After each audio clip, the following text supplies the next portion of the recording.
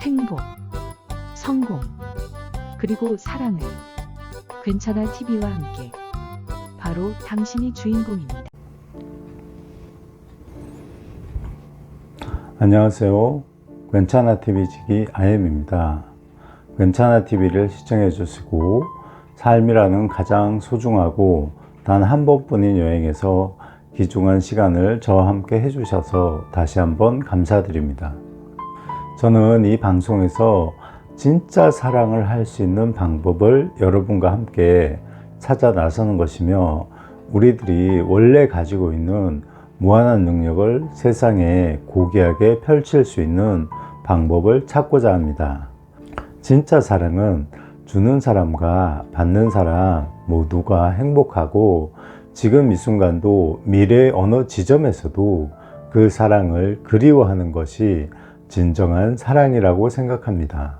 자신만의 무한한 능력을 가진 우리 자신이 진정한 사랑으로 삶이라는 여행을 할 때 우리와 가족 모두는 바로 천국을 맛볼 것입니다. 그날을 위해 더욱 노력하겠습니다. 오늘 소개해 드릴 책은 트라우마, 대물림을 치유하는 법, 유명한 작가님의 책으로서 가족 세우기 전문가로 활동 중이신 박사님의 여러 가지 치유 사례와 가족 세우기를 통해 세대 간 대물림의 치유법과 가족의 얽힘을 풀어 내적 성장을 돕고 행복의 길을 찾는 방법을 제시하였습니다.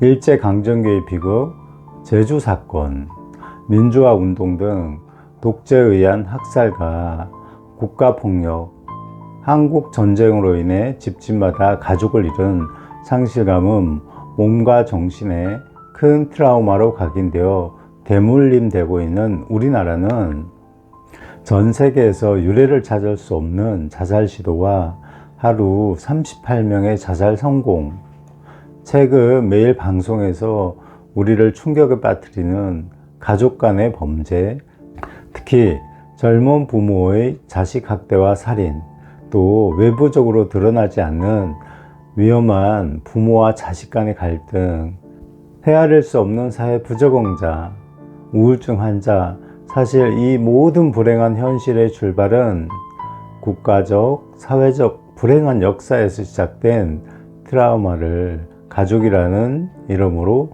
대물림을 하고 있다는 사실입니다. 우리 국민 모두가 피해자이고 가해자라는 사실이 외면할 수 없는 슬픈 현실입니다.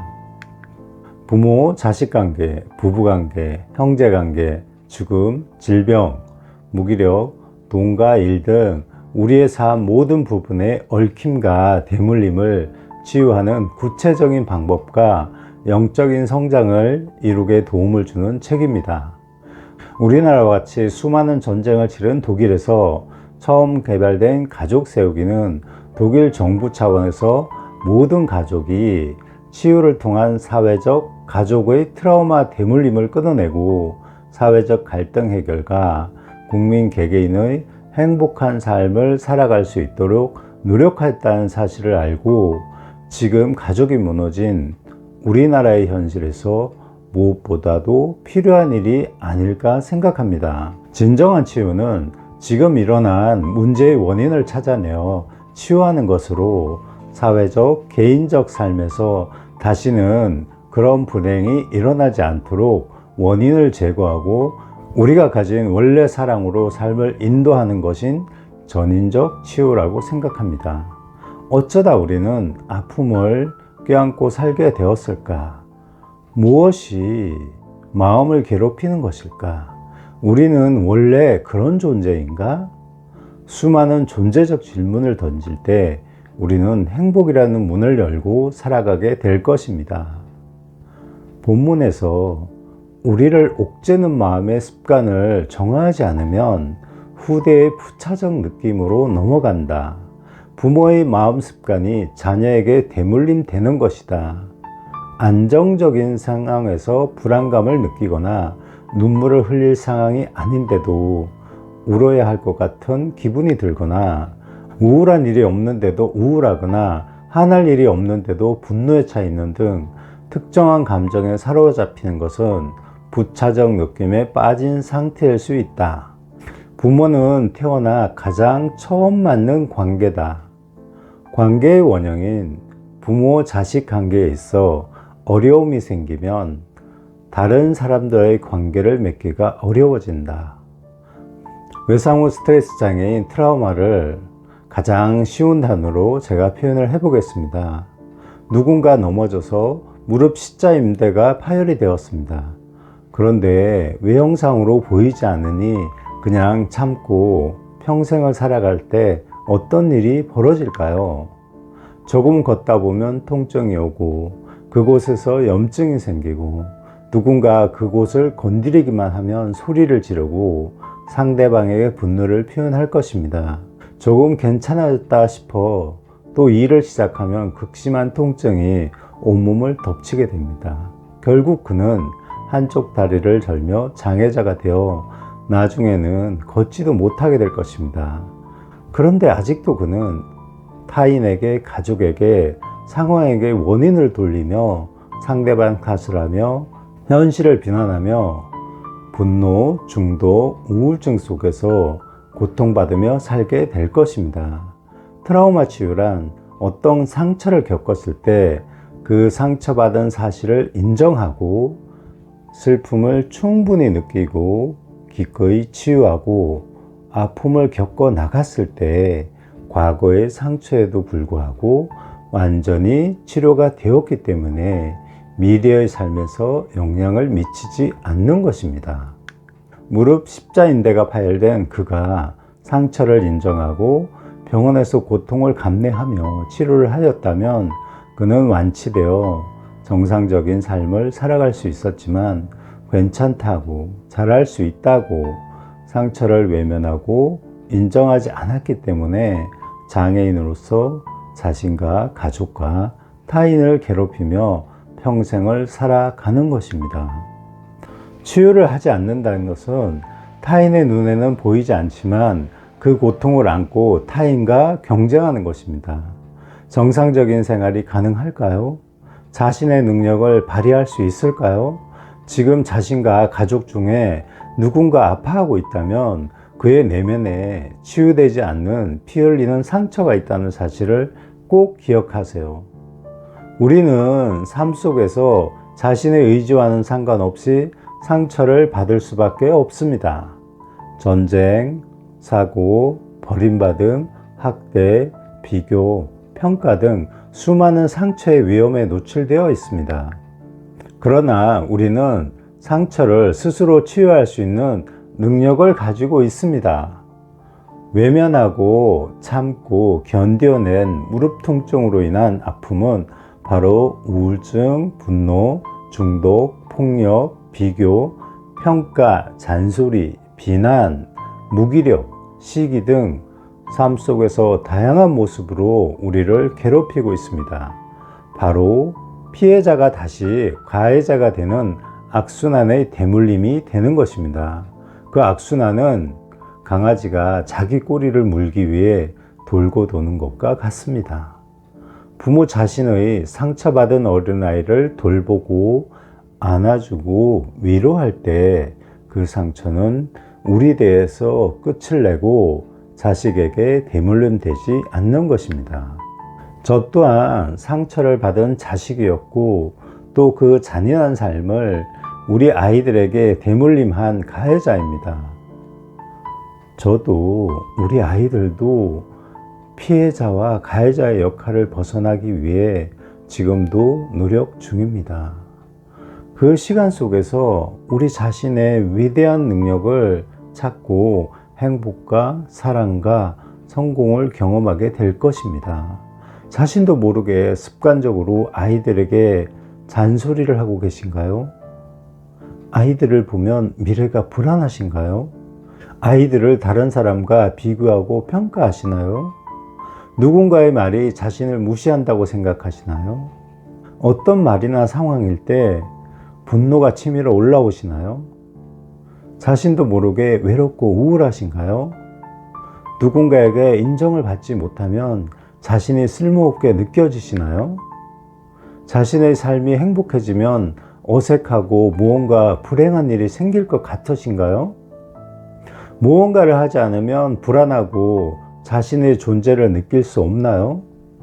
조용히 눈을 감고 어린 시절이나 과거의 시간 속에서 그 감정을 가지고 아파하는 자신의 어린아이가 있을 것입니다. 그 상처받은 어린아이를 지금 자신이 부모가 되어 위로하고 인정하고 사랑해 주세요.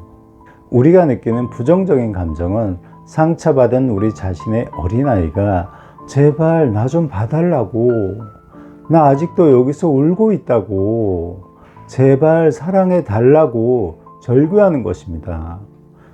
여러분, 정말 행복하신가요? 우리의 아이들도 진짜 행복할까요? 부모 자신의 행복이 아이들의 행복을 선물합니다. 감사합니다. 트라우마, 대물림을 치유하는 법.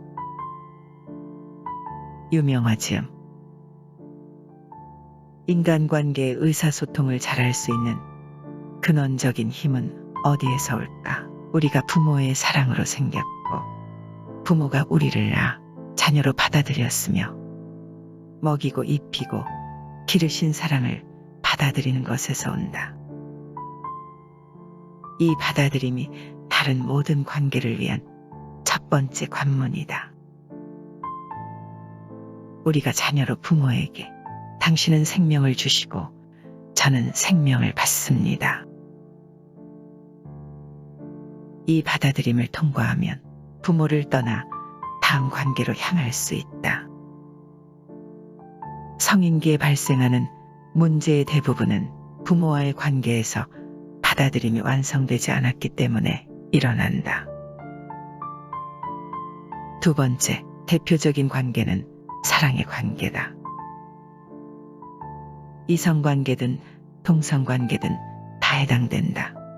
일반적으로 사랑하는 남녀는 개인적 성향과 각자의 원가족 이슈 등으로 복잡하게 얽힌다. 이들이 함께 두 번째 관문을 통과하려면 부모와 배우자를 혼동해서는 안 된다. 대부분 상대에게 거는 기대는 자신의 부모에게 받지 못한 사랑이다. 부모를 받아들임이 완성되지 못하면 관계에 어려움이 생긴다. 아내는 남편에게 좋은 아버지를, 남편은 아내에게 좋은 어머니를 갈망하기 때문이다. 자신의 부모와의 관계가 온전하게 완성될 때 비로소 남녀가 행복하게 만날 수 있다. 부모는 주고 자녀는 받는 주고받기는 다음 세대를 잇는 수직적 생명 질서다. 수직적 생명 질서는 세대를 통해 흐르는 사랑의 질서로서 부모-자식 관계에서 흐른다. 부모는 그의 부모에게 생명을 받고 자녀에게 준다. 부모의 자리는 위에 있으며 자녀의 자리는 아래에 있다. 마치 물이 위에서 아래로 흐르는 것과 같다.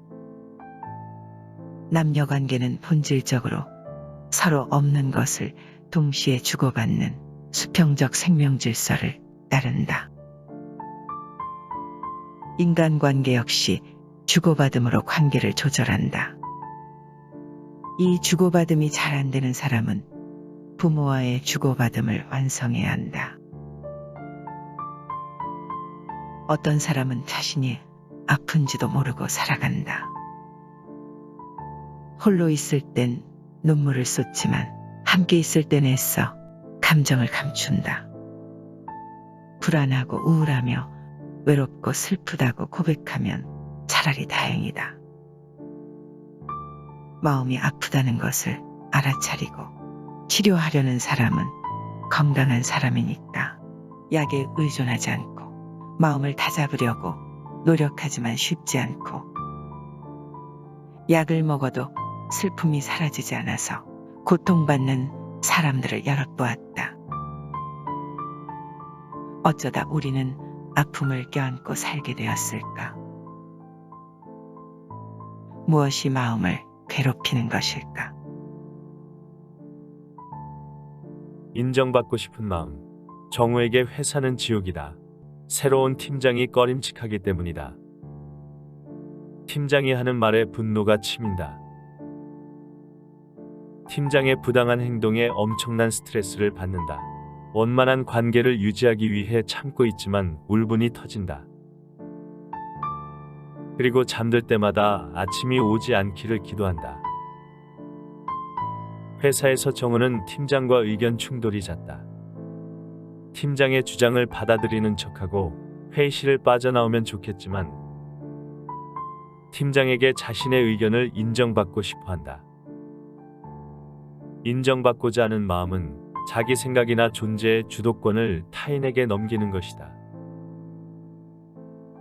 무의식적으로 시원하게 팀원을 인정해주지 않는 팀장을 가해자로, 정우 자신을 피해자로 만든다. 나는 정우에게 물었다. 팀장이 그렇게 중요한 사람인가요? 정우의 인정 욕구는 대상을 가리지 않는다. 설거지를 하고 나서 아내의 칭찬을 기다린다. 아내가 수고했다는 말을 하지 않으면 섭섭해진다. 심지어 다음에는 설거지를 하지 않겠다고 속으로 다짐한다. 나 너무 피곤해. 설거지 정도는 일상생활이니 그냥 넘어가면 안 될까? 무의식적으로 하는 칭찬은 감정노동이야 라고 아내는 말하곤 한다. 사실 정우는 특목고와 명문대를 졸업한 인재이지만 단 한 번도 아버지에게 칭찬과 인정을 받지 못했다. 정우의 아버지는 교사였다. 정우가 전교 1등을 하면 전국에서 1등을 한 아이의 이름을 들먹이며 정우의 경쟁심을 자극했다. 정우는 아버지의 인정을 받기 위해 공부벌레로 살았다. 덕분에 성적은 우수했지만 아버지에 대한 좋은 기억은 없다. 오히려 아버지를 자기 앞길을 막는 사람으로 보았다. 정우에게 아버지는 늘 그리운 대상이고 가까이 하기엔 너무 아픈 존재였다. 아버지에게 인정받고자 하는 열망은 정서적 허기와 공허감으로 돌아왔다. 정우는 낮은 자존감 때문에 친밀한 사람이 일상적인 거절을 해도 자신의 존재 자체를 거부하고 무시하는 것으로 여겼다. 부모는 태어나 가장 처음 맺는 관계다. 관계의 원형인 부모-자식 관계에 어려움이 생기면 다른 사람들과 관계를 맺기가 어려워진다. 정우의 사례는 아버지와의 관계에서 생긴 감정이 직장 상사와의 관계로 전이된 전형적인 모습이다. 혼란스럽고 두려운 마음. 대우는 여자친구가 임신했다는 말을 들었다. 여자친구는 부모님께 말씀드리고 결혼하자고 했다. 그러나 대우는 두려움이 앞섰다. 아기를 자신의 장래를 망치는 장애물로 여겼다. 여자친구도 만나기 싫고 도망가고 싶었다. 30이 넘은 대우는 자신의 정신 연령이 청소년 수준이라며 자신이 지질하고 못난 사람이라고 자괴했다. 여자친구가 하자는 대로 따라가지만 아기를 생각하면 막연히 무섭다. 또 여자친구를 임신시켰다고 부모님과 주변 사람에게 손가락질을 당할까봐 두렵다. 혼란과 두려움은 수많은 생각과 감정이 서로 엉켜있기에 미지의 세계처럼 보인다. 자기 행동에 대한 책임을 회피하려는 마음은 미지의 세계에서 부모를 잃고 헤매는 어린아이의 마음과 같다. 상상하지 못한 일을 겪거나 계획에 없던 일이 생기면 대우는 정신이 아득해지고 어찌할 바를 모른다. 마치 엄청나게 잘못을 저지른 사람처럼 식은땀이 흐르고 사람들이 비난하는 것처럼 느끼며 어디로 숨고 싶다. 이때 대우는 어린아이와 같다. 이런 패턴이 언제부터 시작되었는지 모르지만 밖에서 놀다가 집에 늦게 들어올 때마다 어머니에게 혼이 나고 쫓겨났던 기억과 관계 있는 것 같다. 대운의 부모님은 장사를 했다. 주로 어머니가 일을 도맡았고 아버지는 한량처럼 살았다. 어머니의 삶은 고된 노동의 연속이었다. 어머니는 남편을 꼭 빼닮은 대운을 볼 때마다 지 애비 닮아서 라며 못마땅한 표정으로 혀끝을 찼다. 그럴 때마다 대운은 자신이 아무 잘못을 하지 않았는데도 주눅이 들었다. 대운의 어머니는 아들에게 남편을 투사했다. 대운의 아버지는 마음이 유약하여 거절을 잘 못했다. 대운의 아버지가 막걸리 한 잔을 얻어먹고 보증을 서는 바람에 대운의 가족은 전세방과 월세방을 전전했다. 대운은 다락방에서 부모님이 싸우는 소리를 들으며 자랐다. 아무리 귀를 막아도 어머니의 날카로운 비명이 귀청을 찢고 들어와 온몸을 타고 돌아다녔다. 대운의 어머니는 남편을 욕하며 스트레스를 풀었다. 어린 대운은 아버지가 나쁜 사람이라고 생각했다. 이제는 늙어 병원 신세를 지게 된 아버지를 간병하며 이런저런 이야기를 나누게 되었다. 어릴 적 아버지는 해난길에서 할아버지를 여의고 시신을 그 자리에 둔 채 떠나야 했다. 피난민들은 마치 한 몸처럼 남쪽으로 움직였다. 어린 아버지의 눈높이는 앞사람의 허리쯤이었다. 그 사람의 허리에는 폭탄의 파편이 꽂혀 있었고 피가 줄줄 흘렀다. 어린 아버지는 그 피난길을 가는 내내 허리에서 흐르는 피를 보면서 걸어야 했다. 공포와 굶주림에 시달렸던 아버지의 이야기를 들으며 대우는 하염없이 울었다. 대우는 자신이 겪는 감정적 혼란이 아버지의 그것과 유사하다는 사실을 알았다. 전쟁 중 겪은 트라우마처럼 큰 트라우마는 뇌의 편도체, 해마, 시상하부 뇌하수체, 부신피질 등의 구조와 기능에 이상을 일으킬 수 있다고 한다. 아버지가 상황 파악을 못하고 감정 조절이 안 되는 것이 외상 후 스트레스 장애 때문이었던 것이다. 부모의 큰 트라우마가 치유되지 않을 때 자녀의 발달 트라우마로 대물림되는 전형적인 사례다. 구독과 좋아요를 누르는 순간 여러분도 누군가의 생명을 살리는 기부에 동참하신 것입니다. 여러분의 작은 사랑이 누군가의 생명을 구합니다.